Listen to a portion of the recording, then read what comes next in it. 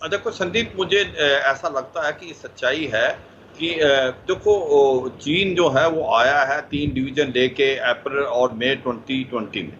मगर ये भी सच है कि भारत ने एक महीने के अंदर ही अपना मिरर इमेज डिप्लॉयमेंट कर लिया। इसका मतलब हमने 3 डिवीजन से ज्यादा स्ट्रेंथ लगाई।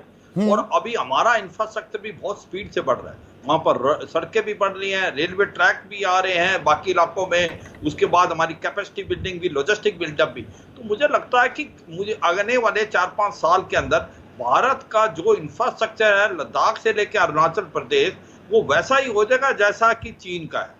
तो अब भारत इस पर बहुत काम कर रहा है। पहले कहीं ना कहीं हमारे गलत विश्वास था। हम सोचते थे कि भारत और चीन का जो ट्रेड है वो $100 बिलियन से ज्यादा है, तो चीन कभी भारत पे हमला नहीं करेगा।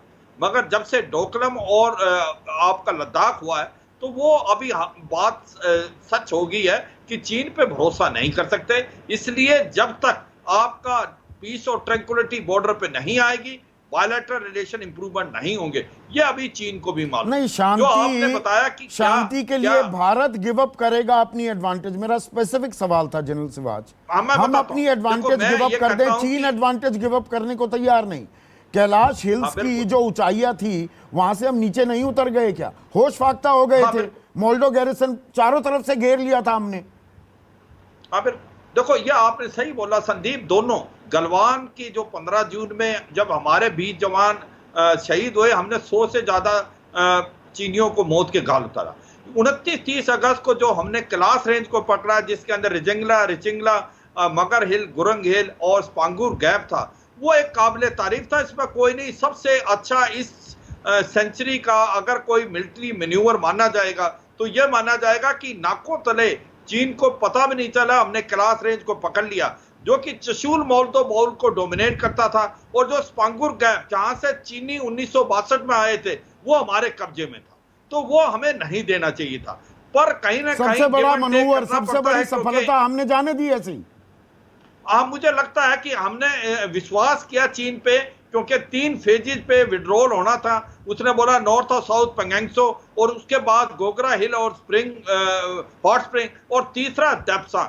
भारत ने जो है कैलाश रेंज इसलिए दी कि वो वहां से नॉर्थ ऑफ पेंगेंगसो फिंगर 4 से 8 गए, और हमने सोचा कि वो फेज 2 में गोगरा हॉट स्प्रिंग करेंगे, फेज 3 में वो डेप्सांग से पीछे जाएंगे। मगर चीन मुकर गया, चीन नहीं जा रहा, ये बात ठीक है।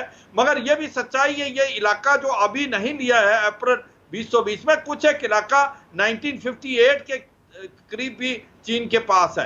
क्योंकि देखो, चीन क्यों नहीं जाएगा, उसकी वजह है ये जो डेप्सांग का इलाका है, वो उसको स्ट्रेटेजिकली एडवांटेज देता है। क्योंकि डेप्सांग के इलाके से वो डायरेक्टली नुब्रा वैली और साइचन ग्लेशियर जा सकता है, और यही सीधा कांटेक्ट बनता है। चीन और पाकिस्तान का रास्ता साफ होता है। आसान भाषा में अगर मैं कहूं, गलत तो नहीं कह रहा हूं। मैं बिल्कुल, ये एक ऐसा इलाका है जहां पर कोलिजन हो सकता है चीन और पाकिस्तान का।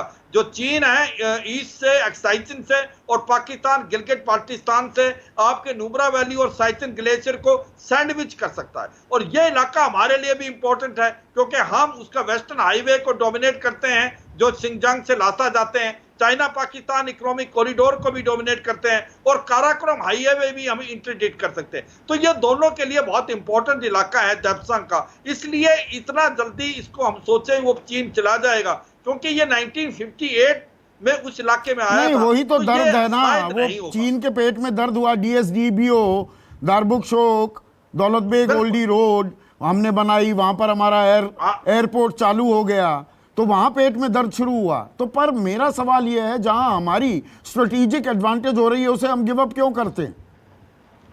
देखो, ऐसा है कि हम एडवांटेज को गिव अप तो नहीं कर रहे। हमने ये भी दिखा दिया, कैलाश रेंज आफ्टर ऑल हमने पकड़ी। मगर कहीं ना कहीं जब बातचीत हो रही है, कुछ देना पड़ेगा कुछ लेने के लिए।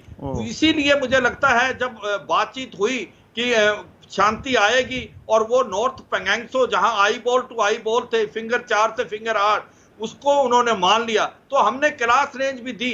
मगर मैं इस बात से सहमत हूं, कैलाश रेंज को पहले फेज में नहीं देना चाहिए था, बाद में देना चाहिए था जब वो डेप्सांग से पीछे हटते। मगर कई बार जो कूटनीति में, डिप्लोमेसी में कई चीजें करनी पड़ती हैं शांति के लिए। शांति के लिए कुछ चीजें करनी पड़ती हैं। एक सेकंड,